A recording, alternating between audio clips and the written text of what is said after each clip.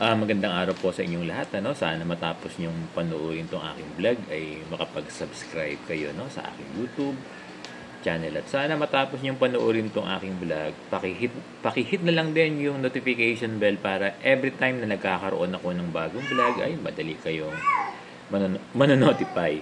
At yung palaging request ni Sir Bong, favor nyo na lang kay Sir Bong kasi dyan sa mga vlogs ko ay marami nang lumalabas na ads. Sana pag lumalabas yung mga ads, ang ingay nung pusa namin, huwag nyong i-skip. Papanoorin nyo ng buong buo lahat ng ads na lumalabas dyan sa aking vlog. Pwede ko bang asahan yan sa ating mga kaguruan? Maraming salamat sa inyong lahat. Bago natin puntahan yung ating topic ngayon, pag-usapan muna natin yung ating benepisyo for May. Kasi ngayon ay May 4, Sunday. So, less than 2 weeks na lang ay May 15 na, Matatanggap na natin yung ating mid-year bonus. Alam nyo, yung ating mid-year bonus ay kahit paano ay malaki din kasi katumbas ito ng isang buong sahod natin sa isang buwan. And for this mid-year bonus, alam nyo, medyo may adjustments. Kasi nagkaroon na tayo ng increase yung ating basic salary. So, happy ba yung ating mga guro na malapit na yung ating mid-year bonus? May mga guro na nagtatanong dahil nasa uninterrupted vacation sila, tinatanong nila kung bawal daw ba sila magpunta ng school. Kasi may mga principal na very strict talaga sa DepEd order tungkol dito sa uninterrupted vacation. Kaya talagang may mga directives yung ating mga principal na hanggat maaari ay sinasabihan nila yung kanilang mga guro na huwag na munang pumunta ng school kung sila ay nasa uninterrupted vacation.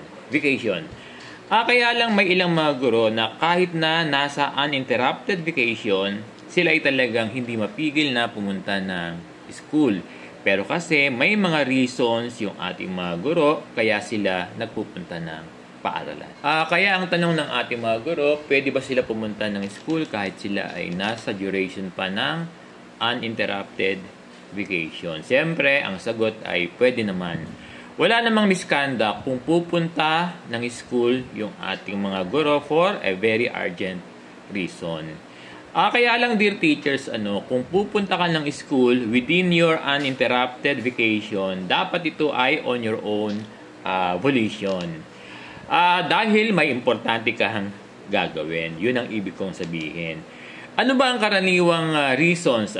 Bakit pumupunta yung guro sa school? Ang isang reason dito ay kasi we take time during vacation para sa ating loan, nagpupunta yung ating mga guro para magpapirma sa inyong mga principal. Another reason, kung bakit nagpupunta yung mga guro natin sa school, kasi kinukuha nila yung kanilang payslip, kasi minsan marami ang pinagagamitan ng inyong payslip.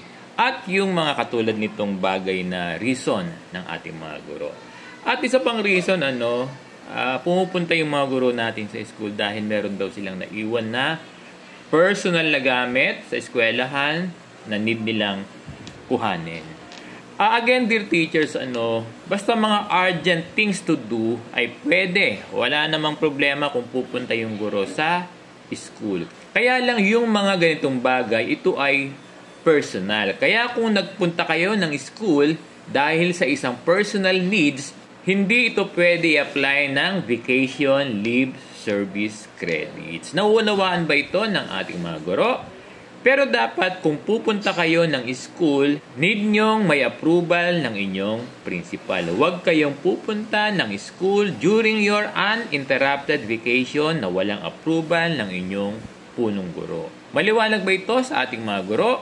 Maraming salamat sa inyong lahat.